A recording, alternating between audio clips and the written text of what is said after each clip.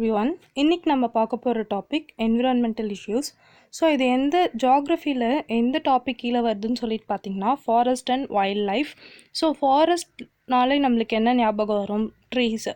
So ட்ரீஸை அழிக்கிறது மூலயமா நம்மளுக்கு என்னென்னா என்விரான்மெண்டல் இஷ்யூஸ் ஏற்படுது அப்படின்னு சொல்லிட்டு தான் இந்த லெசன்ஸில் நம்ம பார்க்க போகிறோம். நம்ம டெவலப்மெண்ட்ன்ற பேரில் நம்ம சுற்றுச்சூழலை அழிச்சிட்ருக்கோம். இந்த லெசன்ஸ்னால் பார்த்திங்கனாவே ஃபுல்லாகவே வேகாக தான் இருக்கும். ஸோ இதுதான் இம்பார்ட்டண்ட் பாயிண்ட்ஸ் அப்படின்னு சொல்லிட்டு சொல்கிறதுக்கு எதுவுமே இல்லை. ஸோ இந்த ஃபாரஸ்ட் அண்ட் வைல்ட் லைஃப் இந்த லெசன்ஸ் ஃபுல்லாகவே நம்ம ஒன்ஸ் கோ த்ரூ பண்ணணும் சமச்சீர் புக்கில். ஸோ அதனால தான் இதுக்கப்புறம் வரப்போகிற டாபிக்ஸும் இந்த மாதிரி தான் இருக்கும் ஜாகிரஃபினாலே. ஸோ அதனால் நான் உங்களுக்கு சமச்சீர் புக் வச்சே உங்களுக்கு டீச் பண்ணுறேன். ரீசன் என்னன்னு சொல்லிட்டு பார்த்தீங்கன்னா ரேப்பிட் பாப்புலேஷன் க்ரோத் தான்.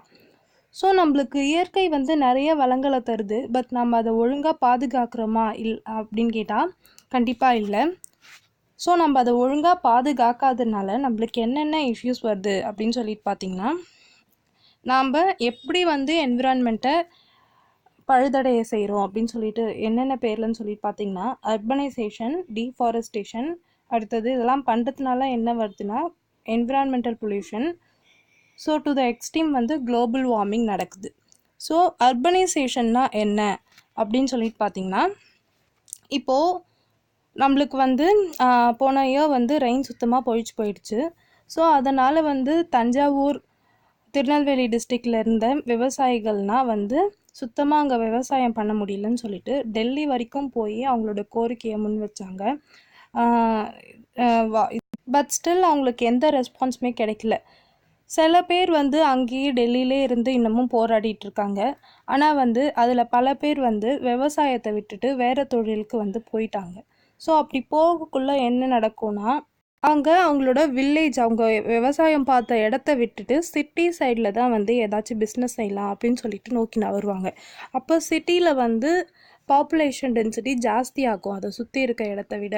ஸோ இப்போ நிறைய பேருக்கு நிறைய பாப்புலேஷன் ஜாஸ்தி ஆக அங்கே இன்ஃப்ராஸ்ட்ரக்சர் ஃபெசிலிட்டி ப்ளஸ் அங்கே தங்குறதுக்கு அக்கமடேட் பண்ணுறதுக்கு தேவை இருக்கும். ஸோ அது கன்ஸ்ட்ரக்ஷன் ஜாஸ்தி ஆகும். அப்புறம் இந்த வரவங்களுக்கு எல்லாருக்கும் வேலை தரணுன்றதுனால இண்டஸ்ட்ரீஸும் அங்கே ஜாஸ்தி ஆகும். ஸோ அந்த மாதிரி தான் இப்போ நம்ம சென்னை சிட்டியில் நிறைய பேர் வேலை தேடி வந்திருப்பாங்க. ஸோ அவங்களுக்கு வேலை தரணுன்னே நிறைய ஆஃபீஸ் கூட ஓப்பன் ஆகியிருக்கும், அது வேறு விஷயம்.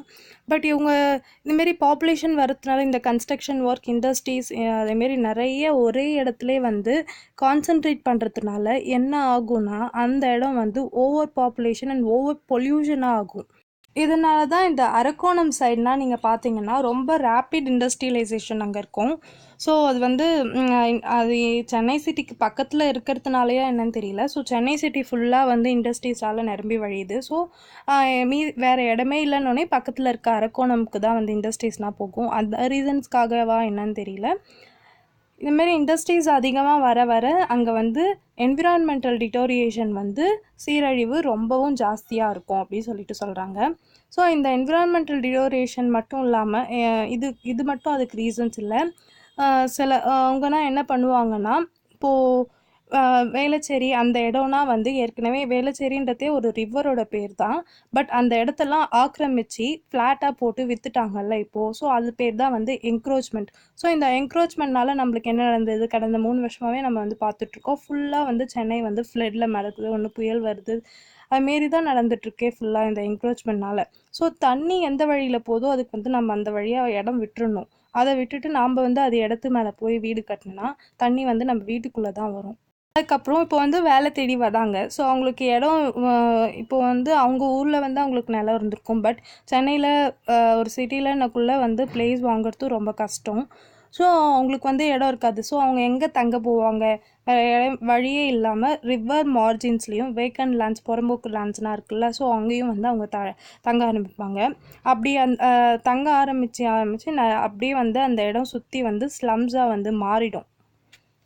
ஸோ இந்த ஸ்லம்ஸ் மாறுறதுனால என்ன, நிறைய ரெசிடென்ட்ஸ் வந்துருச்சு இப்போது ரிவர்ஸை சுற்றி. ஸோ அவங்களோட வேஸ்ட்லாம் அந்த ஹவுஸில் இருக்க வேஸ்ட்லாம் ஃபுல்லாக அந்த பக்கத்தில் இருக்க ரிவர்ஸில் தான் விடுவாங்க. அதனால் ரிவர் பொல்யூட் ஆகும்.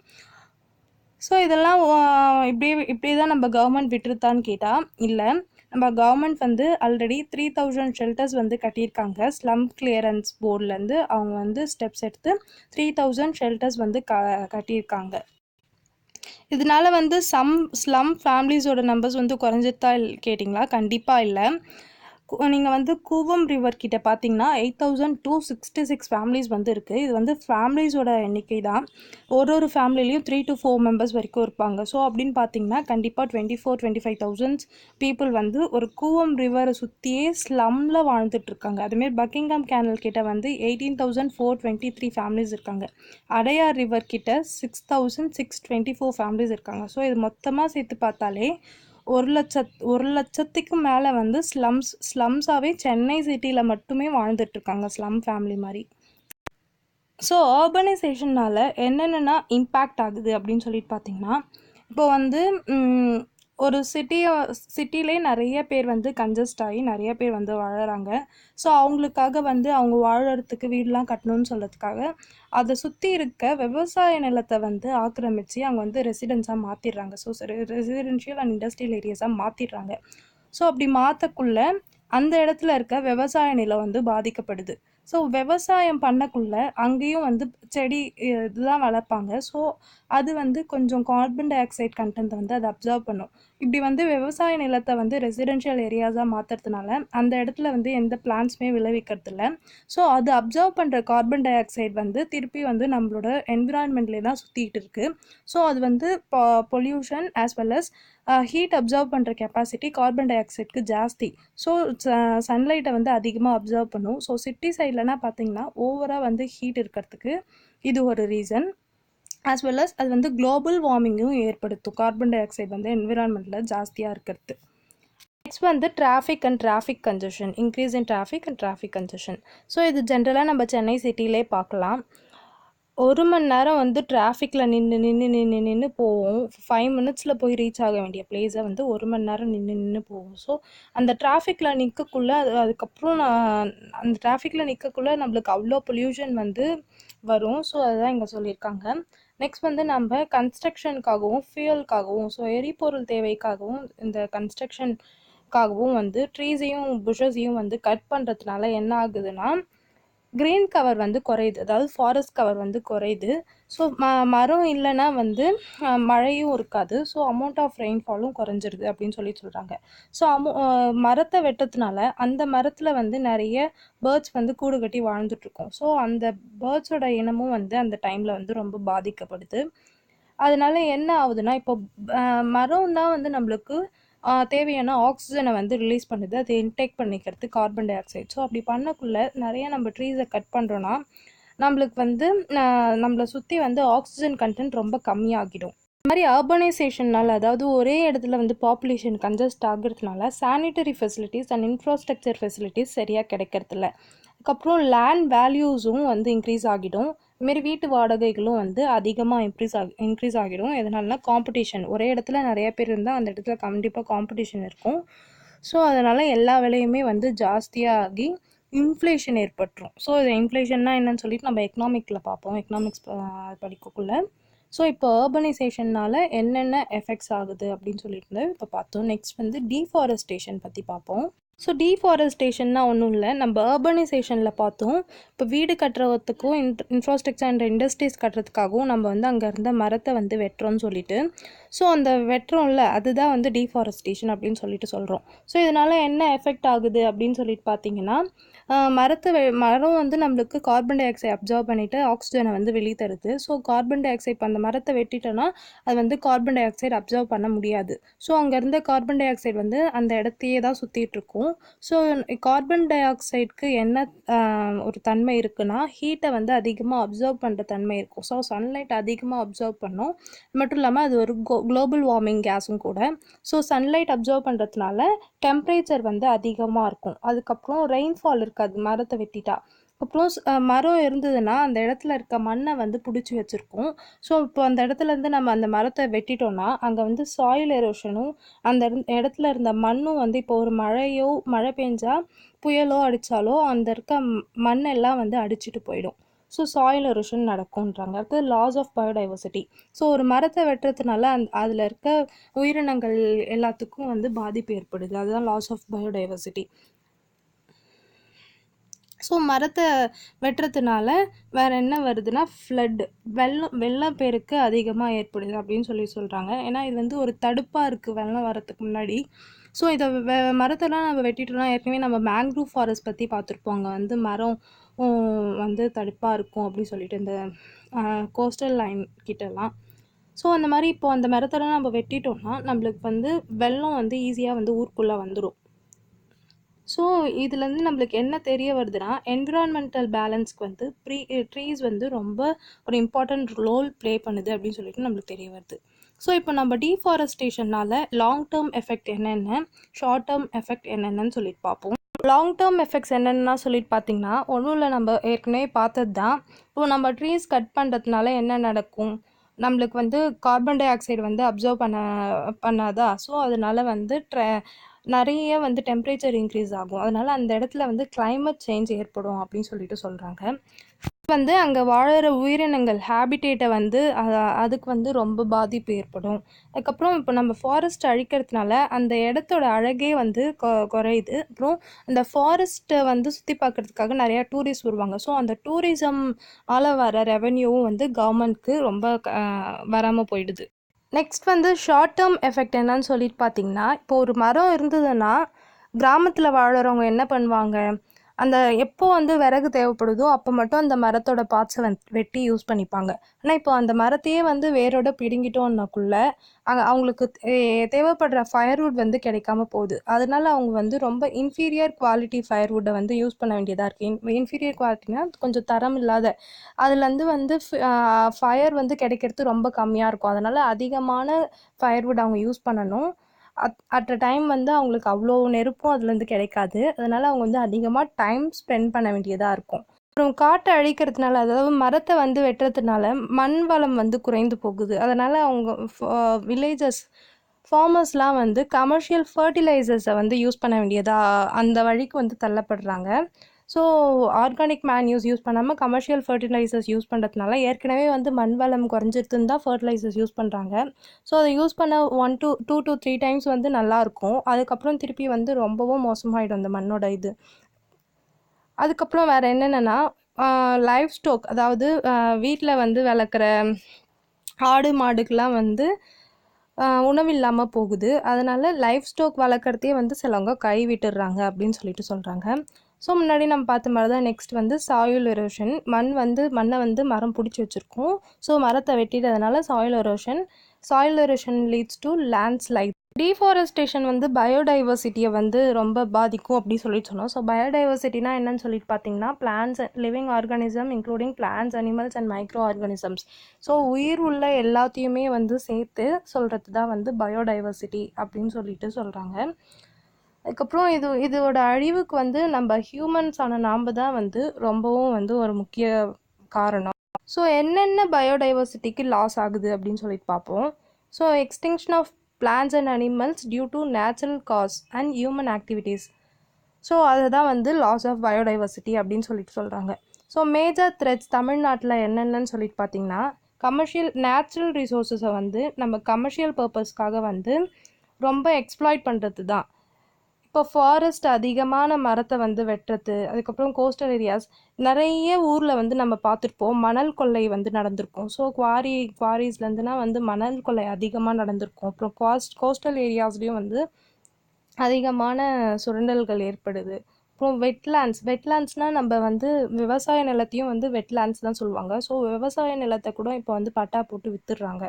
ஸோ இதனாலலாம் வந்து பயோடைவர்சிட்டிக்கு அதிகமான லாஸ் ஏற்படுது அப்படின்னு சொல்லிட்டு சொல்கிறாங்க. அதுக்கப்புறம் conversion of rich biodiversity sites. So அதிகமான உயிரினங்கள், பறவைகள் அண்ட் விலங்குகள் வாழற இடத்தையும் வந்து நம்ம அங்கே வந்து பறவைகள் அண்ட் விலங்குகள் வாழுதுன்னு சொல்லிட்டு கூட கருதாமல் காசுக்காக வந்து நிறைய பேர் அந்த இடத்தையுமே வந்து ஃபாரஸ்ட்டாக இருந்தாலும் சரி அந்த இடத்தையுமே வந்து அவங்க பட்டா போட்டு விற்றுடுறாங்க, ஹியூமன் செட்டில்மெண்ட்காகவும் இண்டஸ்ட்ரியல் டெவலப்மெண்ட்காகவும். ஸோ இதெல்லாம் வந்து பயோடைவர்சிட்டிக்கு ஒரு பெரிய இழப்பீடை ஏற்படுத்துது. ஸோ நான் ஏற்கனவே சொன்ன மாதிரி தான் பிச்சாவரம் அண்ட் முதுப்பேட். ஸோ இது வந்து டென்ஸ் மேங்க்ரூவ் ஃபாரஸ்ட் இருக்க இடம். ஸோ கோஸ்டல் ஏரியாஸில் தான் மேங்க்ரூவ்ஸ் இருக்குன்னு சொல்லிட்டு ஏற்கனவே பார்த்தோம். ஸோ அங்கே வந்து ஹியூமன் என்க்ரோச்மெண்ட் ஆக்கிரமிப்புனால அந்த இடமும் இப்போ அந்த டென்ஸ் மேங்க்ரூவ் ஃபாரஸ்ட்டும் வந்து பாதிப்புக்கு உள்ளாகி இருக்கு அப்படின்னு சொல்கிறாங்க. ஸோ இப்போ சுனாமினா வந்ததுன்னா அந்த ட்ரீஸ்னால் அந்த இடத்துல இருந்ததுன்னா, மேங்க்ரூவ் ஃபாரஸ்ட் இருந்ததுன்னா அதை வந்து தடுத்து நிறுத்தியிருக்கும். பட் இப்போது அதை அந்த இடத்துல இல்லைன்ற பட்சத்தில் வந்து சுனாமி வந்து ஈஸியாக அந்த இடத்துலலாம் வந்து தாக்கிடும். இந்த பயோஸ்பியர் ப்ரொடெக்ட் பண்ணுறதுக்காக நம்ம Tamil Nadu government Nilgiri and gulf of மன்னாரில் பயோஸ்பியர் ரிசர்வ் வந்து செட்டப் பண்ணியிருக்காங்க.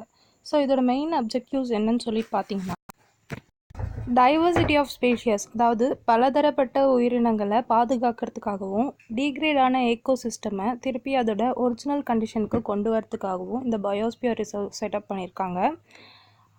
இந்த நேச்சுரல் ரிசர்வ்ஸ் தான் வந்து சஸ்டைனபிள் க்ரோத் ஆஃப் ஸ்பீஷியஸ், அப்படி ஸ்பீஷியஸை வந்து ஒரு சஸ்டைனபிள் வழியில் வந்து வளர்க்குறதுக்காக ஒரு ஆல்டர்னேட் வழி இந்த நேச்சுரல் ஸ்பீஷியஸ், அதாவது இந்த பயோஸ்பியர் ரிசர்வ் செட்டப் பண்ணுறதுக்கு அதுவும் ஒரு காரணம் அப்படி சொல்கிறாங்க.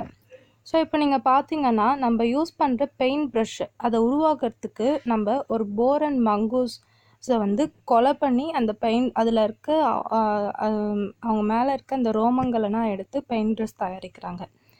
அதுக்கப்புறம் 100 கிராம் ஆஃப் சில்க்ஸ் தயாரிக்கிறதுக்கு அபவுட் 1500 சில்க் ஃபார்மை வந்து கொதிக்க வச்சு நீரில் வந்து கொதிக்க வச்சு இறக்க வச்சதுக்கப்புறம் தான் அதில் வந்து சில்க் நம்மளால் ப்ரொடியூஸ் பண்ண முடியும்.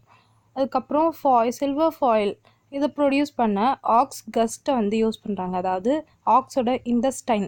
ஸோ அது இண்டஸ்டைன் எடுக்கணும்னா கண்டிப்பாக அந்த ஆக்ஸை வந்து கொன்று தான் எடுப்பாங்க. அடுத்தது 1 kg ப்ரொடியூஸ் பண்ணுறதுக்கு about 3 lakhs ஆஃப் இன்செக்ட்ஸை வந்து சாவடிக்கிறாங்க. ஸோ இப்படி நம்மளோட சின்ன சின்ன தேவைகளுக்காக ஒரு உயிரினங்களை நம்ம வந்து பெரிய அளவு அழிச்சிட்ருக்கோம். ஸோ இது வந்து பயோடைவர்சிட்டியில் ஒரு பெரிய பாதிப்பை ஏற்படுத்தும். அது எல்லாத்தையும் ஓவர் கம் பண்ணுறதுக்காக தான் இந்த பயோஸ்பியர் ரிசர்வ் வந்து செட்டப் பண்ணியிருக்காங்க. நெக்ஸ்ட் வந்து குளோபல் வார்மிங். ஸோ குளோபல் வார்மிங்னா என்னென்னா, நம்ம எர்த் சர்ஃபேஸ்க்கு மேலே இருக்க அட்மாஸ்பியரில் டெம்பரேச்சர் வந்து ஜாஸ்தி ஆகிறது தான் வந்து குளோபல் வார்மிங் அப்படின்னு சொல்கிறாங்க. இதுக்கு காரணம் என்னென்னா, கார்பன் டை ஆக்சைடோட கண்டென்ட் வந்து இன்க்ரீஸ் ஆகிறதுனால அது வந்து அதிகமான ஹீட் அப்சர்வ் பண்ணுது. அப்படி அப்சர்வ் பண்ணக்குள்ள டெம்பரேச்சர் வந்து ஜாஸ்தி ஆகுது. ஸோ இது எல்லாத்துக்குமே பேசிக்கான ரீசன் வந்து டீஃபாரஸ்டேஷன் அண்ட் அர்பனைசேஷன் தான். கொடுத்துருப்பாங்க பாருங்கள், அதோட காசஸ் என்னென்னா, emission of greenhouse gases like carbon dioxide, methane, nitrous oxide and chlorofluorocarbon. So இந்த குளோரோஃப்ளூரோ கார்பன் வந்து நம்ம வீட்டில் யூஸ் பண்ணுற ஃப்ரிட்ஜிலேருந்து வெளியே வரது. கார்பன் டை ஆக்சைடு யூஸ்வலாக எல்லா வெஹிக்கல்ஸுமே வந்து வெளியே வரும். அது மட்டும் இல்லாமல் ட்ரீஸ் வந்து மரத்தை வெட்டுறதுனால நாம் வந்து யூஸ்வலாக வெளியே ப்ரீத் இன் ப்ரீத் அவுட் பண்ணக்குள்ளே வர கேஸ் வந்து கார்பன் டை ஆக்சைடு தான். ஸோ அது மரத்தெல்லாம் வெட்டுறதுக்குள்ளே அந்த கார்பன் டை ஆக்சைடு வந்து அப்சார்ப்ஷன் வந்து குறைஞ்சி போயிடுது. அதனால் கார்பன் டை ஆக்சைடு அட்மாஸ்பியர்லேயே சுற்றி ஹீட் அப்சர்வ் பண்ணுதுன்னு சொல்லிட்டு பார்த்தோம். அதுக்கப்புறம் இன்னும் வேறு என்ன ரீசன் சொல்லிட்டு பார்த்தீங்கன்னா, burning of fossil fuels like coal and petrol. அதுக்கப்புறம் அக்ரவேட்டட் டீஃபாரஸ்டேஷன், அதிகமாக டீஃபாரஸ்டேஷன் பண்ணுறதுனால அப்படின்னு சொல்லிட்டு குளோபல் வார்மிங்க்கு இதனால தான் காசஸ் அப்படின்னு சொல்கிறாங்க. ஸோ அதோட எஃபெக்ட்ஸ் என்னென்னு சொல்லிட்டு பார்ப்போம். ஸோ அதிகமாக குளோபல் வார்மிங் நடக்கிறதுனால ஹீட் வேவ்ஸ் அண்ட் வெதர் வந்து ஃப்ளக்சுவேட்டாக இருக்கும். ரொம்ப மேக்ஸிமம் ஹீட் வேவ்ஸ் வந்து வந்ததுனால அதிகமாக டிசீஸ் பரவும். அது மட்டும் இல்லாமல் அண்டார்டிகா அண்ட் ஆர்டிக் அங்கே வந்து கிளேஷியர்ஸ் அண்ட் பனிக்கட்டிகள்லாம் அதிகமாக இருக்கும். ஸோ அதனால் உருக ஆரம்பிச்சிரும். அதுக்கப்புறம் இப்போ வந்து கிளேஷியர்ஸ் உருங்கி மெல்ட் ஆகி வரதுனால சீ லெவல் வந்து இன்க்ரீஸ் ஆகும். அதனால் கோஸ்டல் ஏரியாஸ்லனா வந்து ஃப்ளட்டிங் ஏற்படும் அப்படின்னு சொல்லிட்டு சொல்கிறாங்க. இது கோரல் ப்ளீச்சிங், இதுவுமே வந்து கோஸ்டல் ரீஜியன்ஸில் இருக்கும். ஸோ ஃப்ளட் ஏற்படுறதுனால அது மட்டும் இல்லாமல் அந்த கோரல்ஸ்னால் வந்து ஒரு குறிப்பிட்ட டெம்பரேச்சரில் தான் வாழ முடியும் அதெல்லாம்னா. ஸோ டெம்பரேச்சர் இன்க்ரீஸ் ஆகக்குள்ள அதெல்லாம் வந்து இறந்து போயிடும். ஸோ கோரல் ரீஃப் வந்து ப்ளீச் ஆகிடும் அப்படின்னு சொல்லிட்டு சொல்கிறாங்க. அதுக்கப்புறம் ஃப்ரீக்வெண்ட் ட்ராட்ஸ் அண்ட் ஃபயர். ஸோ காட்டு தீ வந்து பரவ ஆரம்பிக்கும். அதிகமாக ஏற்கனவே வந்து மரத்தை வெட்டிட்டோம், அதனால் டெம்பரேச்சர் இன்க்ரீஸ் ஆகி குளோபல் வார்மிங் நடந்துகிட்ருக்கு. ஸோ குளோபல் வார்மிங்னால என்ன நடக்கும்னா, மீதி இருக்க மரமும் வந்து தீப்பிடிச்சு எரிய ஆரம்பிச்சிடும் அப்படின்னு சொல்லிட்டு சொல்கிறாங்க. குளோபல் வார்மிங்கை கண்ட்ரோல் பண்ண என்னென்ன பண்ணணும், இது நம்ம ஏற்கனவே பார்த்தது தான். நான் ரினியூவபிள் ரிசோர்ஸ் ஆஃப் எனர்ஜிலேருந்து ரினியூவபிள் ரிசோர்ஸஸ் ஆஃப் எனர்ஜிக்கு வந்து கன்வெர்ட் ஆகணும். நெக்ஸ்ட் வந்து emission of greenhouse gases வந்து ஸ்டாப் பண்ணணும் அப்படி சொல்லிட்டு சொல்கிறாங்க. ஸோ அப்படின்னு பார்த்தீங்கன்னா கார்பன் டை ஆக்சைடு, இந்த மீத்தேன் கேஸஸ்லாம் இப்போ வந்து இப்போ ஹைட்ரோகெமிக்கல் ப்ராஜெக்ட் வந்து போயிட்டுருக்கு. ஸோ அந்த மீத்தேன் கேஸை எக்ஸ்ட்ராக்ட் பண்ணுறதுக்காக தான் வந்து இந்த ப்ராஜெக்டே. ஸோ இப்போது அது வந்து அவங்க லீக் ஆகாமல் எடுத்துட்டா ஒரு ப்ராப்ளமும் இல்லை. பட் அது வந்து எங்கேயாச்சும் கிராக் ஆகி அது லீக் ஆச்சுன்னா ஏற்கனவே குளோபல் வார்மிங் நடந்துட்டு தான் இருக்குது. ஸோ இன்னமும் வந்து குளோபல் வார்மிங் வந்து அதிகமாகிடும் அந்த கேஸ்னால் லீக் ஆச்சுன்னா. ஸோ இங்கே வந்து என்ன சொல்கிறாங்கன்னா அந்த எமிஷன் ஆஃப் க்ரீன் ஹவுஸ் கேஸை வந்து ஸ்டாப் பண்ணணும் அப்படி சொல்கிறாங்க. ஸோ ஃப்ரிட்ஜில் வந்து குளோரோ கார்பன்லாம் இருக்கும்ல, ஸோ அதுக்கு பதிலாக வந்து குளோரோ கார்பன் யூஸ் பண்ணணும் அப்படி சொல்லிட்டு சொல்கிறாங்க. நெக்ஸ்ட் வந்து afforestation and encouraging people to use public transport. So அஃபாரஸ்டேஷன்னா மரத்தை வந்து நடணும், டீஃபாரஸ்டேஷன்னா மரத்தை வெட்டுறது. ஸோ அஃபாரஸ்டேஷன்னா வீட்டுக்கு ஒரு மரம் வளர்ப்போம் அப்படின்ற மாதிரி எல்லோரும் வந்து பிளான் பண்ணணும் அப்படி சொல்லிட்டு சொல்கிறாங்க. நெக்ஸ்ட் வந்து பப்ளிக் டிரான்ஸ்போர்ட் யூஸ் பண்ணணும். ஸோ பப்ளிக் டிரான்ஸ்போர்ட் யூஸ் பண்ணுறதுனால நம்ம வந்து இப்போ தனியாக வண்டி வெஹிக்கல் எடுத்துகிட்டு போனோன்னா அதில் வந்து தனியாக கேஸஸ் வந்து எமிட் ஆகும். பப்ளிக் டிரான்ஸ்போர்ட்னால் அதில் 100 பேர் போகணுன்னா அவங்களுக்கு சேர்த்து மொத்தமாக வந்து ஒரே கேஸ் தானே எமிட் ஆகும். ஸோ அதனால் வந்து பப்ளிக் டிரான்ஸ்போர்ட் யூஸ் பண்ணணும் அப்படி சொல்லிட்டு சொல்கிறாங்க. ஸோ நேச்சரோட ஒரு நல்ல உறவை ஏற்படுத்திக்கணும். அதுக்கப்புறம் eco development, eco efficiency and eco friendly டெக்னாலஜியை தான் யூஸ் பண்ணணும் அப்படி சொல்லிட்டு சொல்கிறாங்க.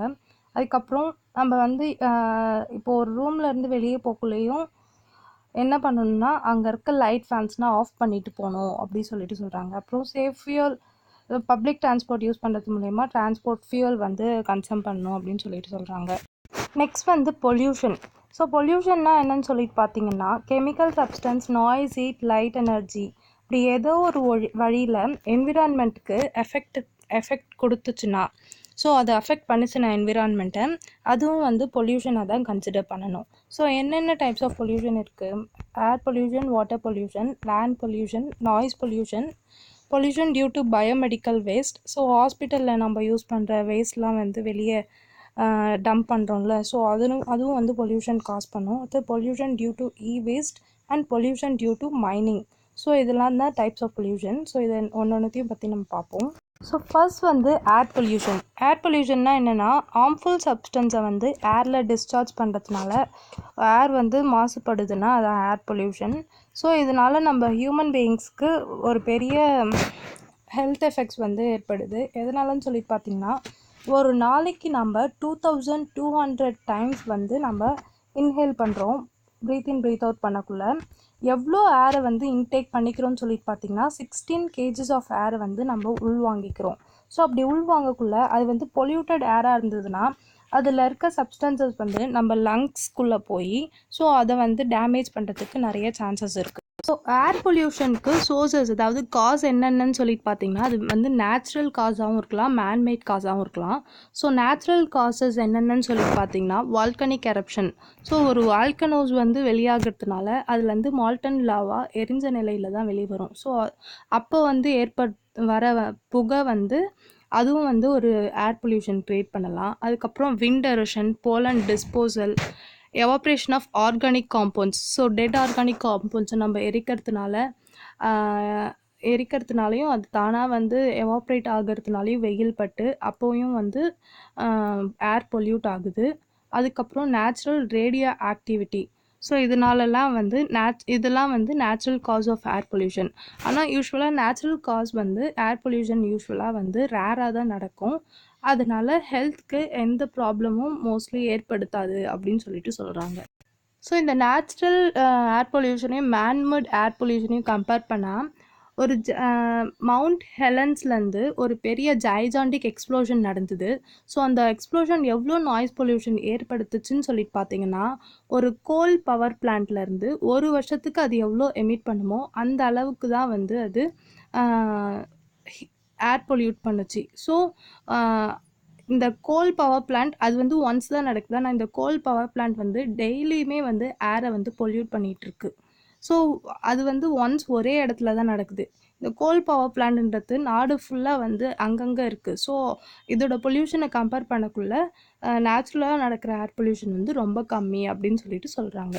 மேன்மேட் ரீசன்ஸ் என்னென்னு சொல்லிட்டு பார்த்தீங்கன்னா வெஹிகுலர் எமிஷன்ஸ். ஸோ நம்ம வண்டியிலேருந்து வர பொல்யூஷன், அப்புறம் thermal power plant, industries and ரிஃபைனரிஸ்லேருந்து வர பொல்யூஷன்ஸ் எல்லாமே வந்து மேன்மேட் ரீசன்ஸ். ஸோ இந்த வெஹிகுலர் எமிஷனே வந்து 70% ஆஃப் கண்ட்ரிஸ் ஏர் பொல்யூஷனுக்கு வந்து வித்திடுது அப்படின்னு சொல்கிறாங்க. ஸோ எக்கோ ஃப்ரெண்ட்லி வெஹிக்கல்ஸ் அப்படின்னு சொல்லிட்டு எதனா சொல்கிறாங்கன்னு சொல்லிட்டு பார்த்தீங்கன்னா பாரத் 2 அண்ட் பாரத் 3. இப்போ வந்து பேஸ் 3 அண்ட் பேஸ் 4 வெஹிக்கல்ஸ் அப்படின்னு பேஸ் 3 பேஸ் 2 வெஹிக்கல்ஸ் அப்படின்னா சொல்லிட்டு சொல்லுவாங்க. ஸோ அதுதான் வந்து பாரத் 3, அதாவது பாரத் ஸ்டேஜ் 2 பாரத் ஸ்டேஜ் 3 அப்படின்னு சொல்கிறது தான் வந்து பேஸ் 3 அப்படின்னு சொல்லிட்டு சொல்கிறாங்க. பட் இப்போ பார்த்தீங்கன்னா இந்த பாரத் ஸ்டேஜ் 3 அண்ட் 4 2 அண்ட் 3 வெஹிக்கல்ஸை கூட வந்து கவர்மெண்ட் இனிமேல் வந்து மேனுஃபேக்சர் பண்ணக்கூடாது அப்படின்னு சொல்லிட்டாங்க. ஸோ மார்ச் 30யோட லாஸ்ட் டேட், இப்போ போன மார்ச் 30யோட லாஸ்ட் டேட், ஏப்ரல் 1க்கு அப்புறம் வந்து மேனுஃபேக்சர் பண்ணது எல்லாமே வந்து பாரத் ஸ்டேஜ் 4 வெஹிக்கல் தான் வந்து மேனுஃபேக்சர் பண்ணணும் அப்படி சொல்லிட்டாங்க ஏற்கனவே கவர்மெண்ட். ஸோ மேஜர் ஏர் பொல்யூட்டன்ஸ்னால் என்னென்னு சொல்லிட்டு பார்த்தீங்கன்னா sulphur di oxide, nitrogen oxide, carbon monoxide, அப்புறம் ஆர்கானிக் காம்பவுண்ட்ஸ், அது வந்து எவாப்ரேட் ஆகக்குள்ளே வர ஏரை வந்து பொல்யூட் பண்ணாதுவும். ஸோ இதில் வந்து இந்த சல்ஃபர் டை ஆக்சைடை வந்து எங்கேருந்து மோஸ்ட்லி வந்து இந்த சல்ஃபர் டை ஆக்சைடு வந்து ரிலீஸ் ஆகுது அப்படின்னு சொல்லிட்டு பார்த்தீங்கன்னா பவர் பிளான்ட்டு. எந்தெந்த பவர் பிளான்ட்னா கோலை வந்து ஃபியூவலாக யூஸ் பண்ணுறாங்களோ அந்தந்த பவர் பிளான்ட்லனா வந்து சல்ஃபர் டை ஆக்சைடு அதிகமாக ரிலீஸ் பண்ணுவாங்க. அந்த மாதிரி ஆட்டோமொபைல்ஸில் வந்து அதிகமாக நைட்ரஜன் ஆக்சைடை வந்து அதிகமாக ரிலீஸ் பண்ணுறது, அபவுட் 50% வந்து ஆட்டோமொபைல்ஸே வந்து ரிலீஸ் பண்ணும் அப்படின்னு சொல்லிட்டு சொல்கிறாங்க. ஸோ இந்தியா பார்த்தீங்கன்னா it emits 5th most carbon of any country in the world. So கார்பனை எமிட் பண்ணுறதுல இந்தியா வந்து 5th கண்ட்ரி அப்படின்னு சொல்கிறாங்க. ஸோ மேக்ஸிமமாக அதிகப்படியாக ரொம்ப எமிட் பண்ணுது இந்தியா அப்படின்னு சொல்லிட்டு சொல்கிறாங்க. இந்த ஏர் பொல்யூஷனால் அதிகமாக ஹெல்த் எஃபெக்ட் நடக்குது அப்படின்னு சொல்லிட்டு இதை நம்ம இன்ஹேல் பண்ணுறதுனால டைரெக்டாக மட்டும் இல்லாமல் வாட்டர், ஃபுட்டு, அப்புறம் ஸ்கின் இன்ஃபெக்ஷன்ஸ். ஸோ நம்ம மேலே வந்து பொல்யூட்டட் ஏர் பட்டுதுன்னா ஸ்கின் இன்ஃபெக்ஷன் ஏற்படும். ஸோ நம்ம சாப்பிட்ற சாப்பாட்டில் தூசி விழுந்ததுனாலோ இல்லை நம்ம குடிக்கிற வாட்டர் வந்து கண்டாமினேட்டடாக இருந்ததுனாலவோ அப்போ வந்து நம்மளுக்கு நிறைய ஹெல்த் இஷ்யூஸ் ஏற்படும் அப்படின்னு சொல்கிறாங்க. ஸோ இந்த ஏர் பொல்யூஷன் மோஸ்ட்லி நம்ம பாடியில் எதை அஃபெக்ட் பண்ணும் அப்படின்னு சொல்லிட்டு பார்த்தீங்கன்னா கார்டியோவாஸ்குலர் சிஸ்டம். ஸோ இந்த லங்ஸ் அண்ட் ஹார்ட் அந்த சிஸ்டமை தான் வந்து அதிகமாக இது வந்து அஃபெக்ட் பண்ணும். ஸோ இதனால் நம்மளுக்கு வந்து ஆஸ்துமா, பிரான்சிட்டிஸ், அலர்ஜிஸ், அப்புறம் லங்ஸ் அண்ட் ஹார்ட் டிசீஸ் வந்து ஏற்படும் அப்படின்னு சொல்லிட்டு சொல்கிறாங்க. ஸோ ஏர் பொல்யூஷன்னால என்னென்ன எஃபெக்ட்ஸ் நடக்குது அப்படின்னு சொல்லிட்டு பார்த்தீங்கன்னா ஃபர்ஸ்ட் திங் வந்து ஓசோன் லேயர் டிப்ளஷன். நம்ம எர்த்துக்கு 24 to 40 கிலோமீட்டர்ஸ்க்கு மேலே அட்மாஸ்பியரில் ஒரு தின் ஓசோன் லேயர் இருக்கும். ஸோ அதுதான் வந்து சன்லைட்லேருந்து வர யூவி அல்ட்ரா வயலட் ரேஸை வந்து நம்ம மேலே பட விடாமல் நம்மளை வந்து ப்ரொடெக்ட் பண்ணுது. பட் அந்த ஓசோன் லேயர் வந்து நம்ம ரெஃப்ரிஜிரேட்டர்ஸ்லேருந்து ரிலீஸ் பண்ணுற சிஎஃப்சி, அதாவது குளோரோ ஃப்ளூரோ கார்பனால் அஃபெக்ட் ஆகி அந்த ஓசோன் லேயரில் வந்து ஹோல் விழுந்துடுது. அதனால் சன் ரேஸ் வந்து நம்ம மேலே டைரெக்டாக விழுறதுனால நம்மளுக்கு வந்து skin disease plus skin cancer வரதுக்கு நிறைய சான்சஸ் ஏற்படுது. ஸோ நம்ம ஓசோன் லேயரில் இப்போது ஒரு 2% டிக்ரீஸ் இன் ஓசோன் ஸோ இந்த ஓசோன் லேயரில் ஹோல் அப்படின்னு சொல்கிறது என்னன்னு சொல்லிட்டு பார்த்தீங்கன்னா ஆக்சுவலி ஓசோன் இருக்க வேண்டிய கண்டென்ட் இப்போ 100% இருக்கணும்னா அதோட கண்டென்ட் வந்து தேவையான அளவை விட குறைஞ்சி இருக்கிறது தான். அது எப்படி குறையுது இந்த குளோரோஃப்ளூரோ கார்பனால் அப்படின்னு சொல்லிட்டு பார்த்தீங்கன்னா இப்போ இந்த குளோரோஃப்ளூரோ கார்பன் வந்து ஓசோன் கூட ரியாக்ட் ஆகி ஓசோன் வந்து அதோட தன்மையை வந்து இழந்துரும். அது வந்து ஓசோன்லேருந்து O3 தான் ஓசோன் அப்படின்னு சொல்லுவோம். அது வந்து ஆக்சைடு அயானாக கன்வெர்ட் ஆகிடும், O2 + Oவாக மாறிடும். ஸோ அப்படி மாறுறதுனால அங்கே இருக்க ஓசோனோட கண்டென்ட் வந்து குறைஞ்சிரும். ஸோ அதனால் சன்லைட் வந்து ஈஸியாக உள்ளே பெனட்ரேட் ஆகி வரும். ஸோ 1% ஓசோன் வந்து குறைஞ்சதுனாலே 2% ஆஃப் யூவி ரேடியேஷன் வந்து அதிகமாக உள்ள எர்த்துக்குள்ளே வரும் அப்படின்னு சொல்லிட்டு சொல்கிறாங்க. ஆனால் அண்டார்டிகாவில் இருக்க ஓசோன் மானிட்டரிங் ஸ்டேஷன் வந்து என்ன மானிட்டர் பண்ணி கண்டுபிடிச்சிருக்கு அப்படின்னு சொல்லிட்டு பார்த்தீங்கன்னா அந்த இடத்துக்கிட்ட அபவுட் 30 to 40% ஆஃப் ஓசோன் வந்து ஆவரேஜாக வந்து குறைஞ்சிட்டு வருது அப்படின்னு சொல்லிட்டு இருந்ததை கண்டுபிடிச்சிருக்கு. ஸோ 30 to 40% வந்து குறையுதுன்னா 70 to 80% வரைக்கும் யூவி ரேடியேஷன் வந்து அந்த இடத்துல ஜாஸ்தியாக இருக்கும். நெக்ஸ்ட் வந்து குளோபல் வார்மிங். ஸோ இதை நம்ம ஏற்கனவே பார்த்துட்டோம்.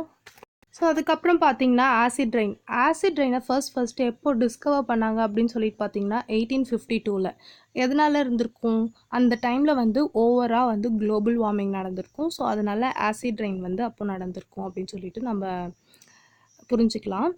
ஸோ இப்போ ஆசிட் ரெயின் எதனால் காஸ் ஆகுது அப்படின்னு சொல்லிட்டு பார்த்தீங்கன்னா, ஸோ இண்டஸ்ட்ரியிலையும் பவர் பிளான்ட், கோல் யூஸ் பண்ணுற பவர் பிளான்ட்டில் அதிகமாக சல்ஃபர் டை ஆக்சைடு ரிலீஸ் ஆகுதுன்னு, நைட்ரஜன் ஆக்சைடு வந்து ஆட்டோமொபைல் பவர் பிளான்ட்ஸ்லாம் வந்து ரிலீஸ் ஆகுது அப்படின்னு சொல்லிட்டு நம்ம பார்த்தோம். ஸோ இந்த 2 கேஸஸ் தான் வந்து ஆசிட் ரெயின் உருவாகிறதுக்கு அதிகமான காரணம் அப்படின்னு சொல்லிட்டு சொல்கிறாங்க. ஸோ இந்த 2 கேஸும் என்ன பண்ணுன்னு சொல்லிட்டு பார்த்தீங்கன்னா, வாட்டர் வேப்பர், அட்மாஸ்பியரில் ப்ரெசென்ட் ஆகியிருக்க வாட்டர் வேப்பர் அண்ட் ஆக்சிஜன் கூட மிக்ஸ் ஆகி அது வந்து டைல்யூட் சல்ஃபியூரிக் அண்ட் நைட்ரிக் ஆசிடாக வந்து கன்வெர்ட் ஆகிடும்.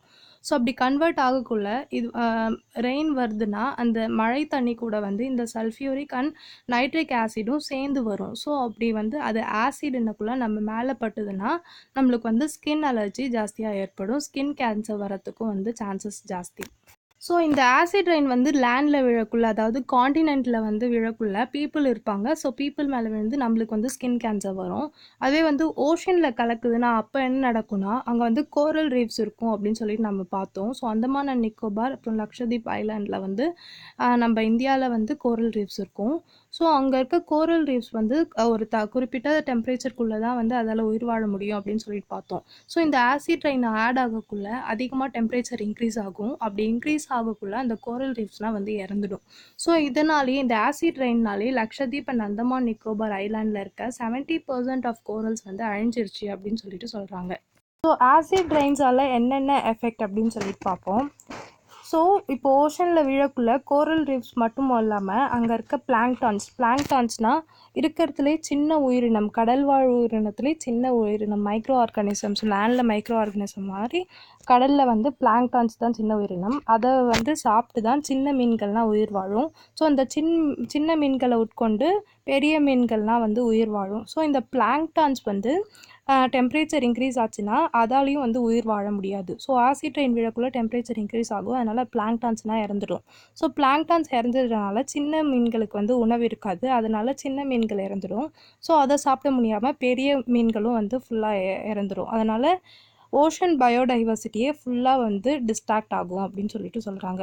அடுத்தது நம்ம ஏற்கனவே பார்த்த மாதிரி தான் கோரல் ரீஃப்ஸ் வந்து அஃபெக்ட் ஆகும். ஆக்சுவலி கோரல் ரீஃப்ஸோட ஒரு நல்ல ஒரு பயன் என்னன்னு சொல்லிட்டு பார்த்தீங்கன்னா, அது வந்து கார்பன் டை ஆக்சைடை வந்து வாட்டரில் இருக்க கார்பன் டை ஆக்சைடை லைம்ஸ்டோன் ஷெல், நம்ம வந்து சங்கெல்லாம் பார்த்துருப்போம் கடல் ஓரத்தில். ஸோ அந்த சங்கெல்லாம் எதால் இருக்குன்னா கார்பன் அண்ட் லைம்ஸ்டோனால் மேடானது தான். ஸோ அதனால் வந்து இந்த கோரல்ஸ் வந்து கார்பன் டை ஆக்சைடை அந்த கார்பன் அண்ட் லைம்ஸ்டோனாக மாற்றி நம்மளுக்கு வந்து தரும். அதனால் கார்பன் டை ஆக்சைடோட கண்டென்ட் வந்து ரெடியூஸ் ஆகும். கார்பன் டை ஆக்சைடு ஏற்கனவே குளோபல் வார்மிங்கில் வந்து நிறையா பங்கு வகிக்குது. So carbon di oxide reduce ஆனால் குளோபல் வார்மிங்கும் வந்து கம்மியாகும். ஆனால் வந்து நாம் குளோபல் வார்மிங் பண்ணி இந்த கோரல் ரீஃப்ஸே வந்து அழிச்சிடுறோம். ஸோ ஓஷனில் இந்த மாதிரி எஃபெக்ட்ஸ்னால் ஃபாரஸ்ட்டில் என்னன்னு சொல்லிட்டு பார்த்தீங்கன்னா, அங்கே வந்து சாயிலோட அசிடிட்டி லெவலை வந்து அது மாற்றி விட்டுரும். அது மட்டும் இல்லாமல் அங்கே இருக்க ஸ்பீஷியஸும் வந்து இந்த ஆசிட் ரெயினால் ரொம்பவும் பாதிக்கப்படும். அதனால் பயோடைவர்சிட்டியே வந்து இங்கேயும் லாஸ் ஆகும். அது மட்டும் இல்லாமல் இப்போது சாயிலோட அசிடிட்டி லெவல் இன்க்ரீஸ் ஆனதுனால அதில் இருக்க வெஜிடேஷன்லாம் வந்து பாதிக்கப்படும் அப்படின்னு சொல்லிட்டு சொல்கிறாங்க. ஸோ இந்த ஓசோன் லேயரை வந்து ப்ரொடெக்ட் பண்ணணுன்றதுக்காக யூஎன், அதாவது யுனைடெட் நேஷன், அது வந்து எல்லா கண்ட்ரீஸுமே அதில் வந்து மெம்பராக இருக்கும். அவங்க வந்து என்ன பண்ணியிருக்காங்கன்னு சொல்லிட்டு பார்த்தீங்கன்னா, மான்ட்ரியல் ப்ரோட்டோக்கால் அப்படி இன்னொன்று வந்து வியன்னா மீட் அப்படின்னு சொல்லிட்டு, இந்த வியன்னா மீட்டில் வந்து 13 நேஷன்ஸ் வந்து மெம்பர்ஸாக இருக்காங்க. ஸோ அவங்க எல்லாம் வந்து ரெஃப்ரிஜிரேட்டர்லேருந்து ரிலீஸ் ஆகிற குளோரோஃப்ளூரோ கார்பனை வந்து கம்மி பண்ணுவோம் அப்படின்னு சொல்லிட்டு அக்ரிமெண்ட் போட்டிருக்காங்க. ஸோ அதில் வந்து இந்தியாவும் ஒரு மெம்பர். என்விரான்மெண்டலிஸ்ட்னால் என்ன வந்து அட்வைஸ் பண்ணுறாங்க அப்படின்னு சொல்லிட்டு பார்த்தீங்கன்னா, சல்ஃபர் டை ஆக்சைடு, இப்போ வந்து கோல் யூஸ் பண்ணுறதுனால அதிகமாக சல்ஃபர் டை ஆக்சைடு ரிலீஸ் ஆகுதுன்னு சொல்லிட்டு பார்த்தோம். ஸோ கோலுக்கு பதிலாக வேறு ரினியூவபிள் சோர்ஸ் ஆஃப் எனர்ஜிக்கு வந்து கன்வெர்ட் ஆக சொல்லிட்டோம். அது மட்டும் இல்லாமல் கோல் வந்து தவிர்க்க முடியாத சூழ்நிலையை யூஸ் பண்ணிட்டா அப்போ வந்து ஏற்படுற அந்த சல்ஃபரை வந்து க்ளீன் பண்ணுறதுக்கு அதுக்கு தகுந்த மாதிரியான ஸ்க்ரப்பர்ஸ் யூஸ் பண்ண சொல்லியும் வந்து என்விரான்மெண்டலிஸ்ட் வந்து அட்வைஸ் பண்ணுறாங்க. ஏர் பொல்யூஷனால் வேறு என்ன எஃபெக்ட் சொல்லிட்டு பார்த்தீங்கன்னா, ஸ்மாக் ஃபார்மேஷன். ஸ்மாக்னால் என்னென்னா, ஸ்மோக், அதாவது நம்ம வெஹிக்கல்லேருந்து ரிலீஸ் ஆகிற ஸ்மோக், அது வந்து ஃபாக், அட்மாஸ்பியரில் இருக்க வாட்டர் கண்டென்ட் அண்ட் மாய்ஸ்டரோட ஆட் ஆகி ஸ்மாகாக வந்து கன்வெர்ட் ஆகிடும். ஸோ இது வந்து நம்மளுக்கு ஒரு ஸ்மோக்கியான லேயர்ஸை வந்து ஃபார்ம் பண்ணும், ரொம்ப டார்க்கான அட்மாஸ்பியரை ஏற்படுத்திடும். அதனால் வந்து நம்ம விசிபிலிட்டி, இப்போ நம்ம வண்டி ஓட்டக்குள்ளே வந்து பார்க்க முடியாது, அதனால் ஆக்சிடென்ட்ஸ் கூட நிறையா நடக்கும். இது வந்து எங்கே இருக்குன்னு சொல்லிட்டு பார்த்தீங்கன்னா சிட்டிஸில் தான். இதுக்கு ரீசனும் வந்து வெஹிக்கல்ஸ். ஸோ வெஹிக்கல்னால ஓவர் பொல்யூஷன் ஏற்படுது. ஸோ அதனால் இந்த வந்து ஸ்மாக் வந்து ரிலீஸ் ஆகுது அப்படின்னு சொல்லிட்டு சொல்கிறாங்க. ஏர் பொல்யூஷன் கண்ட்ரோல் பண்ண என்ன பண்ணணும்? இது எல்லாமே நம்ம ஏற்கனவே பார்த்தது தான். பப்ளிக் டிரான்ஸ்போர்ட் யூஸ் பண்ணணும், முடிஞ்சால் வந்து பைசைக்கிள் யூஸ் பண்ணணும் அப்படின்னு சொல்லிட்டு சொல்கிறாங்க. அதுக்கப்புறம் ஏரோசோல்ஸ் யூஸ் பண்ணுறத வந்து கண்ட்ரோல் பண்ண சொல்கிறாங்க. வெளியே ரூம்ஸ் விட்டு வெளியே போனால் ஸ்விட்சை ஆஃப் பண்ணிட்டு போகணும். அதுக்கப்புறம் கார்டன்ஸை வந்து கார்டனில் வந்து எதையும் எரிக்காதீங்க, வேஸ்ட்டை வந்து புதைங்க அப்படின்னு சொல்லிட்டு சொல்கிறாங்க. வந்து நம்ம வாட்டர் பொல்யூஷன் பற்றி பார்ப்போம். ஸோ இந்த வாட்டர் பொல்யூஷன்னா என்னென்னா, சேம் ஏர் பொல்யூஷன், ஏரில் வந்து கெமிக்கல்ஸ் இல்லைன்னா ஏதாவது கண்டாமினேட்டட் இது ஆட் ஆச்சுன்னா அது வந்து ஏர் பொல்யூஷன். அதே வாட்டரில் வந்து ஆட் ஆச்சுன்னா கெமிக்கல் ஆர் ஃபிசிக்கல் இல்லை பயாலஜிக்கல் சேஞ்சஸ் இன் வாட்டர்ஸ், அது வந்து நம்ம அதில் வாழ்கிற உயிரினங்களுக்கும் அதை இன்டேக் பண்ணிக்கிற உயிரினங்களுக்கும் ஹார்ம்ஃபுல் எஃபெக்ட்ஸ் ஏற்படுத்துச்சுன்னா அதுதான் வந்து வாட்டர் பொல்யூஷன் அப்படின்னு சொல்லிட்டு சொல்கிறாங்க. வாட்டர் வந்து பொல்யூட் ஆகிறதுக்கு நிறையா ரீசன்ஸ் இருக்குது. ஆனால் மேஜர் ரீசன்ஸ் என்னன்னு சொல்லிட்டு பார்த்தீங்கன்னா, சீவேஜ்லேருந்தும் அன்ட்ரீட்டட் வாட்டர்லேருந்தும், அதாவது இண்டஸ்ட்ரியல்லேருந்து, இப்போ ஒரு டெக்ஸ்டைல் இண்டஸ்ட்ரீஸ் இருக்குன்னா அதுலேருந்து சாய தண்ணியெல்லாம் அப்படியே வந்து ரிவரில் கலந்து விடுவாங்க. ஸோ அது வந்து ட்ரீட் பண்ணி அவங்க அனுப்பணும். ஆனால் அது வந்து அப்படியே வந்து கலந்து விடுறதுனால அந்த ரிவர் வாட்டரும் வந்து கண்டாமினேட் ஆகுது. ஸோ அதெல்லாம் வந்து அன்ட்ரீட்டட் வாட்டர் அப்படின்னு சொல்லுவாங்க. அப்புறம் சீவேஜ், நம்ம ஹவுஸ் ஹோல்ஸ்லேருந்து ரிலீஸ் பண்ணுற வேஸ்ட் வாட்டர், இது எல்லாமே வந்து என்னத்தை ப்ரொடியூஸ் பண்ணணும்னு சொல்லிட்டு பார்த்தீங்கன்னா bacteria, virus, protozoa and parasitic worms வந்து ப்ரொடியூஸ் பண்ணும். ஸோ இது எல்லாமே வந்து டிசீஸ் காசிங் ஏஜென்ட்ஸ். இதுதான் வந்து major cause for water pollution அப்படின்னு சொல்லிட்டு சொல்கிறாங்க. அதனால இந்த பாக்டீரியாஸில் சில பாக்டீரியாஸ் வந்து ஆக்சிஜன் டிமாண்டிங் பாக்டீரியாஸாக இருக்கும். அதாவது அது உயிர் வாழணும்னா அதிகப்படியான ஆக்சிஜனை வந்து அதுக்கு தேவைப்படும். ஸோ அந்த வாட்டரில் இருக்க எல்லா ஆக்சிஜனையும் அந்த பாக்டீரியாவே அப்சர்வ் பண்ணிக்கும். அதனால அந்த வாட்டரில் இருக்க மற்ற உயிரினங்களுக்குனா ஆக்சிஜன் இல்லாமல் மற்ற உயிரினங்கள் எல்லாம் இறக்க நேர்ந்துடும். ஸோ ஃபஸ்ட் 2 டைப்ஸ் பார்த்த நம்ம வாட்டர் பொல்யூஷன் வந்து ரெண்டுமே ஆர்கானிக், அதாவது உயிர் உள்ளது. ஆனால் இப்போ தேர்டாக பார்க்க போகிறது வந்து inorganic, water soluble inorganic pollutants. இதுக்கு வந்து உயிர் இருக்காது. ஸோ இது என்னன்னு சொல்லிட்டு பார்த்தீங்கன்னா ஆசிட், சால்ட்ஸ், அப்புறம் டாக்ஸிக் மெட்டல்ஸ். ஸோ இந்த ஜிங்க் சல்ஃபைடு அதெல்லாம் வந்து வாட்டரில் கலக்கிறதுனால நல்ல ரொம்ப வாட்டரை வந்து டாக்ஸிக்காக மாற்றிடும். அப்புறம் ஆசிட் ரெயின்னால கூட அது இருக்கலாம். அப்புறம் சால்ட்ஸ், ஓவராக உப்பு ஆகிடுதுன்னா அந்த தண்ணியை வந்து நம்மளால் யூஸ் பண்ண முடியாது. ஸோ அதனாலையும் வந்து வாட்டர் வந்து கண்டாமினேட் ஆகிடும். ஸோ வாட்டர்ன்றது ஒரு ஓடுற தன்மை கொண்டது. அதனால் ஒரு இடத்துலேருந்து பொல்யூஷனை இன்னொரு இடத்துக்கு அது ஈஸியாகவே வந்து டிரான்ஸ்போர்ட் பண்ணிடும். இப்போ வந்து நம்ம ஒரு வருஷத்துக்குன்னு பார்த்திங்கன்னா almost 63,56,000 tons of sewage and sludge and garbage வேஸ்ட்டை வந்து நம்ம வேர்ல்டு ஓஷனில் நம்ம சுற்றி இருக்க கடலில் வந்து நம்ம டம்ப் பண்ணுறோம். அது மட்டும் இல்லாமல் நம்ம கங்கா ரிவர் கிட்ட பார்த்திங்கன்னா அபவுட் 400 million பீப்புள் வந்து அங்கே வாழ்ந்துட்டுருக்காங்க. அது மட்டும் இல்லாமல் ஒரு நாளைக்கு வந்து 20 லட்சம் பீப்புள் கிட்ட அந்த கங்கா ரிவரில் வந்து குளிக்கிறாங்க. ஆனால் அந்த கங்கா ரிவரில் வந்து சுற்றி இண்டஸ்ட்ரீஸ் இருக்கிறதுனால அதில் வந்து chemical waste and sewage waste அதிகமாக சேருது. அதனால் அதில் குளிக்கிற மக்களுக்கும் அது அங்கே சுற்றி இருக்க வாழற மக்களுக்கும் ரொம்ப பொல்யூஷன் வாட்டர் பொல்யூஷன்னால அவங்க ரொம்பவும் பாதிக்கப்படுறாங்க. ஸோ புனிதமான நீர்னு சொல்லிட்டு தான் கங்கையில் வந்து நீராட போகிறாங்களே, பட் அதுவே வந்து ரொம்ப பொல்யூட் ஆகிருக்கு இப்போ. ஸோ இந்த கங்காவை வந்து க்ளீன் பண்ணுறதுக்காக நேஷ்னல் க்ளீன் எனர்ஜி ஃபண்ட்லேருந்து 5,000 million ருப்பீஸை வந்து நேஷ்னல் கங்கா ரிவர் பேசின் அத்தாரிட்டிக்கு வந்து கொடுத்துருக்காங்க. எதுக்காகனா இந்த கங்கா ரிவரை வந்து க்ளீன் பண்ணணும் அப்படின்னு சொல்லிட்டு. இந்த ப்ராஜெக்ட் பேர் வந்து cleaning of river Ganga. So இந்த வாட்டர் பொல்யூஷன் வந்து வாட்டர் பேஸ்ட் எக்கோசிஸ்டம் வந்து எஃபெக்ட் பண்ணுது. ஸோ அந்த வாட்டர் பேஸ்ட் எக்கோசிஸ்டம் அதில் வந்து இப்போது லெட் அண்ட் கேட்மியம்னா பார்த்திங்கன்னா ரொம்ப டாக்ஸிக்கான பொல்யூட்டன்ட். அதை வந்து அதில் வாழற சின்ன சின்ன உயிரினங்கள் சாப்பிடக்குள்ள மீன் வந்து சாப்பிடுனா அதை வந்து நம்ம பீப்புள் வந்து கன்சியூம் பண்ணுறோம். ஸோ அப்படி கன்சியூம் பண்ணக்குள்ள நம்மக்குள்ளேயும் வந்து லெட் அண்ட் கேட்மியம் வந்து கண்டாமினேட் ஆகிடும். ஸோ அதனால நம்மளுக்கு வந்து என்னென்ன டிசீஸ் ஏற்படுதுன்னு சொல்லிட்டு பார்த்தீங்கன்னா ஹெப்படைட்டிஸ் டிசீஸ் அப்படி அது வந்து குடல் இறக்கம், ஸோ அது ஏற்படுது அப்படின்னு சொல்லிட்டு சொல்கிறாங்க. இது வந்து அங்கே வாழற அக்வாட்டிக் எக்கோசிஸ்டம் வந்து அழிக்கிறது மட்டும் இல்லாமல் அது வந்து கிரவுண்டில் இன்னும் ஆழமாக போய் கிரவுண்டில் வந்து படிஞ்சு கிரவுண்ட் வாட்டர் டேபிளையும் வந்து டிஸ்ட்ராக்ட் பண்ணுது அப்படின்னு சொல்லிட்டும் சொல்கிறாங்க. ஸோ இந்த மாதிரி அதிகமான கண்டாமினேட்டட் சப்ஸ்டன்ஸ் வந்து தண்ணியில் கலக்கிறதுனால என்ன ஏற்படுதுன்னு சொல்லிட்டு பார்த்தீங்கன்னா யூட்ரோஃபிகேஷன்னா என்னென்னா, இப்போது அடிஷ்னலாக ஆர்டிஃபிஷியல் அண்ட் நேச்சுரல் சப்ஸ்டன்ஸ் வந்து தண்ணியில் கலக்கிறதுனால வந்து அந்த எக்கோசிஸ்டம் எப்படி ரியாக்ட் ஆகுது, அங்கே வாழுற உயிரினங்கள் எப்படி அதுக்கு ரியாக்ட் பண்ணுது, அதை வந்து அடாப்ட் பண்ணிட்டு வாழுதா இல்லை அதை தாங்க முடியாமல் இறந்துடுதான்றதை பார்க்குறது தான் வந்து யூட்ரோஃபிகேஷன். ஸோ என்னென்ன சப்ஸ்டன்ஸ் ஆர்டிஃபிஷியல் சப்ஸ்டன்ஸ்னால் எதுலேருந்துன்னு சொல்லிட்டு பார்த்தீங்கன்னா டிடர்ஜென்ட்ஸ்லேருந்து, ஸோ ஃபர்டிலைசர்ஸ்லேருந்து, கடைசியாக நம்ம நிலத்தில் என்ன தான் உரம் போட்டாலும் கடைசியாக அதை அடிச்சிட்டு போய் ரிவரில் தான் வந்து கலக்கும். ரிவர், பாண்ட், வெல் அந்த தண்ணியில் வந்து எப்படியும் கலக்கும். ஸோ அப்படி கலக்கக்குள்ள அந்த ஃபர்டிலைசர்ஸ், ஆர்டிஃபிஷியல் ஃபர்டிலைசர்ஸ், அப்புறம் சீவேஜ்க்குலாம் இந்த அக்வாட்டிக் ஸ்பீஷியஸ் வந்து எப்படி ரியாக்ட் பண்ணுதுன்றதை பற்றி சொல்கிறது தான் வந்து யூட்ரோஃபிகேஷன். இப்படி கலக்கிறதுனால நெகட்டிவாக என்ன நடக்கும் அப்படின்னு சொல்லிட்டு பார்த்தீங்கன்னா ஹைபாக்சியானா வாட்டரில் இருக்க ஆக்சிஜன் கண்டென்ட் வந்து குறையிறது தான் வந்து ஹைபாக்சியான்னு சொல்கிறது. ஸோ இந்த ஆக்சிஜன் கண்டென்ட் குறைஞ்சிறதுனாலே அதில் வாழுற மற்ற உயிரினங்கள் வந்து ஆக்சிஜன் இல்லாமல் உயிர் இறந்துடும். ஸோ அதோட பயோடைவர்சிட்டி வந்து டிஸ்ட்ராக்ட் ஆகிடும். நெக்ஸ்ட் வந்து லேண்ட் பொல்யூஷன். லேண்ட் எப்படி கண்டாமினேட் ஆகுதுன்னு சொல்லிட்டு பார்த்தீங்கன்னா அர்பன் வேஸ்ட் மேட்டரை வந்து நம்ம எர்த்தில் டம்ப் பண்ணுறதுனாலையும், அண்டர் கிரவுண்ட் ஸ்டோரேஜ் டேங்க்கில் ஏதாச்சும் பிரேக்கேஜ் ஏற்பட்டதுன்னா அதனாலையும், அதுக்கப்புறம் பெஸ்டிசைட்ஸ் நம்ம வந்து நிலத்தில் வந்து பெஸ்டிசைட்ஸ்னால் அப்ளை பண்ணுறதுனாலையும், அதுக்கப்புறம் ஆயில் அண்ட் ஃபியூயல்ஸை வந்து நம்ம தேவையில்லாத ஆயில்ஸையும் ஃபியூயல்ஸ்லையும் எர்த்தில் வந்து டம்ப் பண்ணுறதுனாலையும் வந்து லேண்ட் வந்து பொல்யூட் ஆகுது அப்படின்னு சொல்லிட்டு சொல்கிறாங்க. லேண்ட் பொல்யூஷனை நம்ம எப்படி ப்ரிவென்ட் பண்ணலான்னு சொல்லிட்டு பார்த்தீங்கன்னா டொமஸ்டிக் பர்பஸ்க்கு நம்ம யூஸ் பண்ணுற திங்ஸை வந்து ரீயூஸ்ட் அண்ட் ரீசைக்கிள் பண்ணி திருப்பி வந்து யூஸ் பண்ணலாம். ஒரு பொருள் வந்து கெட்டு போயிடுச்சுன்னா அதை உடனே வந்து நம்ம தூக்கி போடணுன்ற அவசியம் இல்லை. அதை ரீசைக்கிள் பண்ணி யூஸ் பண்ண நம்ம ட்ரை பண்ணலாம். அதுக்கப்புறம் ஆர்கானிக் அண்ட் இன்ஆர்கானிக் வேஸ்ட்னு தனித்தனியாக செப்பரேட் பண்ணி ஆர்கானிக் வேஸ்ட் மக்கும் பொருளை வந்து நம்ம தங்குற இடத்துலேருந்து தள்ளி போய் அதை வந்து டிஸ்போஸ் பண்ணணும். இதே வந்து இன்ஆர்கானிக் வேஸ்ட்டை வந்து அதை செப்பரேட் பண்ணி எடுத்து அதை ரீயூஸ் பண்ணி ரீசைக்கிள் பண்ணி நம்மளால் யூஸ் பண்ண முடியுமான்னு சொல்லிட்டு நம்ம ட்ரை பண்ணலாம். ஸோ இதனாலனா வந்து நம்ம லேண்ட் பொல்யூஷனை வந்து கண்ட்ரோல் பண்ணலாம். நெக்ஸ்ட் வந்து நாய்ஸ் பொல்யூஷன்.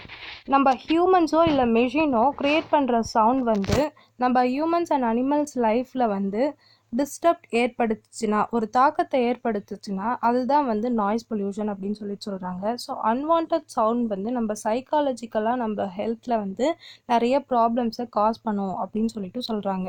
நாய்ஸ் பொல்யூஷன்னால என்னென்ன காசஸ் நம்மளுக்கு எஃபெக்ட் ஏற்படுத்து அப்படின்னு சொல்லி பார்த்தீங்கன்னா ஹைப்பர் டென்ஷன், ரொம்ப ஜாஸ்தியான டென்ஷன்ஸ், அப்புறம் high stress level, hearing loss, அப்புறம் ஸ்லீப் டிஸ்டர்பன்ஸ் அண்ட் ஹார்ம்ஃபுல் எஃபெக்ட்ஸை வந்து ஏற்படுத்துது அப்படின்னு சொல்கிறாங்க. ஸோ நாய்ஸ் பொல்யூஷனை எப்படி கண்ட்ரோல் பண்ணலான்னா பப்ளிக் கேதரிங்ஸ் இருக்க இடத்துல வந்து டெசிபிள் மீட்டரை வந்து இன்ஸ்டால் பண்ணுறது மூலயமாவும், அதுக்கப்புறம் வந்து green belt vegetation, development of plantation.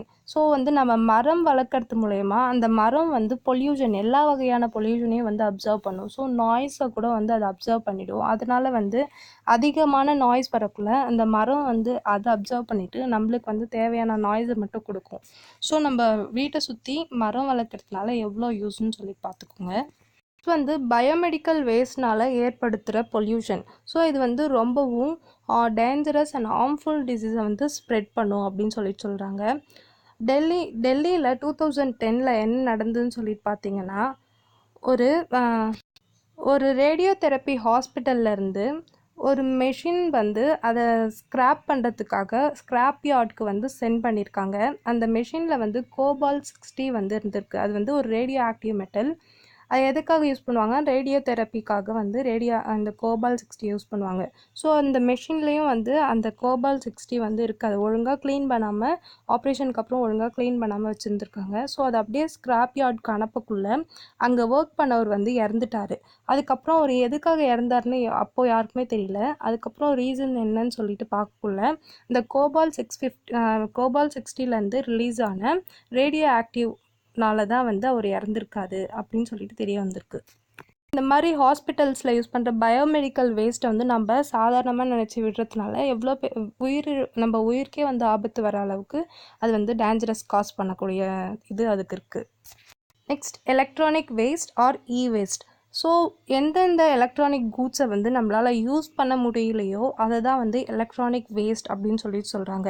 So ஒரு வருஷத்தில் இந்தியா வந்து 3,80,000 டன்ஸ் ஆஃப் வேஸ்ட் வந்து ஜென்ரேட் பண்ணுது அப்படின்னு சொல்கிறாங்க. எதுலேருந்துன்னு சொல்லிட்டு பார்த்தீங்கன்னா டிவிலேருந்து, mobile phones, computer, refrigerator, printers இதுலேருந்து இவ்வளோ வேஸ்ட் வந்து நம்ம இந்தியாவில் வந்து ஜென்ரேட் பண்ணுறோம். இது வந்து என்விரான்மெண்ட்க்கு ஒரு பெரிய டேஞ்சரஸ் ரேடியேஷனை ஏற்படுத்தும் அப்படின்னு சொல்கிறாங்க. இது வந்து மைனிங் வேஸ்ட். இது வந்து என்விரான்மெண்டல் பொல்யூஷனுக்கு ஒரு மேஜர் கான்ட்ரிபியூட் பண்ணுது. ஸோ இந்த மகாநதி கோல்ஸ் அண்ட் என்பிடிசி இந்த கோல் பிளான்ட்ஸ்லாம் எங்கே இருக்குன்னு சொல்லிட்டு பார்த்தீங்கன்னா ஒடிஷாவில் பிராமணி ரிவர்ஸ்க்கு பக்கத்தில் இருக்குது. ஸோ அது வந்து டெய்லி வந்து 250 மில்லியன் லிட்டர்ஸ் ஆஃப் வாட்டர்ஸை இந்த பிராமணி ரிவர்ஸ்லேருந்து எடுத்து இன் ரிட்டர்ன்ஸ் அது என்ன கொடுக்குதுன்னு சொல்லிட்டு பார்த்தீங்கன்னா தௌசண்ட்ஸ் ஆஃப் வேஸ்ட் வாட்டரை வந்து ரிலீஸ் பண்ணுது. அந்த வேஸ்ட் வாட்டரில் ஆஷு, ஆயில், அப்புறம் heavy metals, grease, fluids, fluorides, phosphorus, ammonia, urea and sulphuric ஆசிட்னால் வந்து கலந்து அது வந்து திருப்பி வந்து அந்த ரிவர்லேயே வந்து அதை டிஸ்போஸ் பண்ணுறாங்க. ஸோ இது வந்து ஒரு எக்ஸாம்பிள் தான். ஸோ நம்ம ஆல் ஓவர் இந்தியாவிலே வந்து ஃபுல்லாக இதேமாரி தான் நடந்துகிட்ருக்கு. ஒரு ரிவரில் பக்கத்தில் இருக்க இண்டஸ்ட்ரீஸ் வந்து அதில் இருக்க வாட்டர்ஸை வந்து ஃபுல்லாக செக் பண்ணிவிட்டு திருப்பி இன் ரிட்டன் வேஸ்ட் வாட்டர், அன்ட்ரீட்டட் வாட்டரை திருப்பி அந்த ரிவர்லேயே விடுது. ஸோ அதனால் மைனிங் வேஸ்ட்னால் பொல்யூஷன், எந்த வாட்டர் பொல்யூஷனும் வந்து ஏற்படுது. அது மட்டும் இல்லாமல் இங்கே ராஜஸ்தானில் இருக்க ஹாரவல்லி ஹில்ஸில் மைன்ஸ் பண்ணுறதுனால என்ன நடக்குதுன்னா அங்கே இருக்க ஃபாரஸ்ட் கவர் ஃபுல்லாக வந்து அழிச்சிருது. ஆல்மோஸ்ட் 90% ஆஃப் ஃபாரஸ்ட் கவர் ஏற்கனவே வந்து அழிக்கப்பட்டுருச்சு அப்படின்னு சொல்கிறாங்க. ஸோ இந்த ஃபாரஸ்ட் கவர்னால அழிக்கப்படுறதுனால திருப்பி நம்மளுக்கு என்ன நடக்கும்? Global warming, green house effect இதெல்லாம் வந்து நடக்கும். அதனால் திருப்பி வந்து ஏர் பொல்யூஷன் தான் நம்மளுக்கு காஸ் ஆகும். ஸோ திருப்பி இதே சைக்கிள் தான் வந்து நடந்துட்டுருக்கும். ஸோ எந்த வகையான பொல்யூஷனாக இருந்தாலும் சரி அதை வந்து நம்ம கண்ட்ரோல் பண்ணணும்னா நம்ம வந்து நான் ரெனியூவபிள் ரிசோர்ஸ்லேருந்து ரெனியூவபிள் ரிசோர்ஸ்க்கு கன்வெர்ட் ஆகிறது மட்டுமே ஒரே வழி.